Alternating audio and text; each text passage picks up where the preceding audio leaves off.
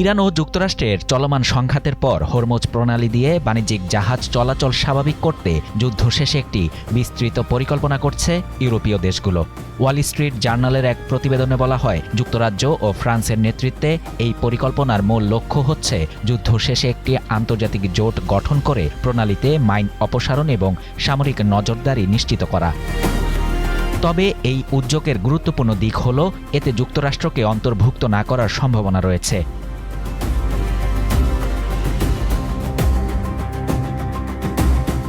ফ্রান্সের president Emmanuel Macron জানিয়েছেন, প্রস্তাবিত এই আন্তর্জাতিক মিশনে কোনো যুদ্ধরত পক্ষ যেমন যুক্তরাষ্ট্র, ইসরায়েল এবং ইরান অন্তর্ভুক্ত থাকবে না।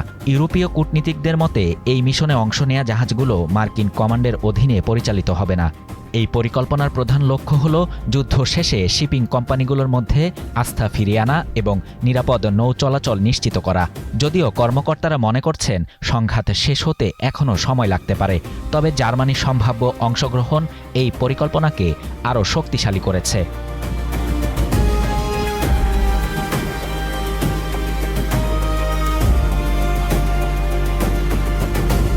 আগামী শুক্রবার ম্যাক্রো এবং ব্রিটিশ প্রধানমন্ত্রী কিয়ার স্টারমার এক অনলাইন বৈঠকের আয়োজন করবেন, যেখানে হরমুজ প্রণালীর নিরাপত্তা নিয়ে আলোচনা হবে।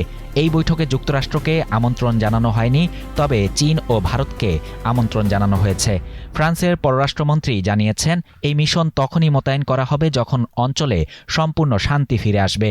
আন্তর্জাতিক জোটটি ইরান ও ওমান সহ প্রণালী সংলগ্ন দেশগুলোর সঙ্গে সমন্বয় করে কাজ করবে, যা এই অভিযানে ইরানের পরোক্ষ সম্মতির প্রয়োজনীয়তাও নির্দেশ করে। তবে যুক্তরাষ্ট্রকে বাদ দেওয়ার বিষয়ে ইউরোপীয় দেশগুলোর মধ্যে কিছু মতভেদ রয়েছে।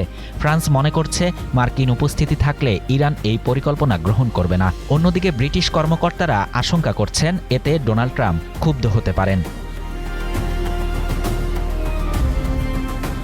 শাহরিয়ার শাফাত, বাংলা নিউজ 24।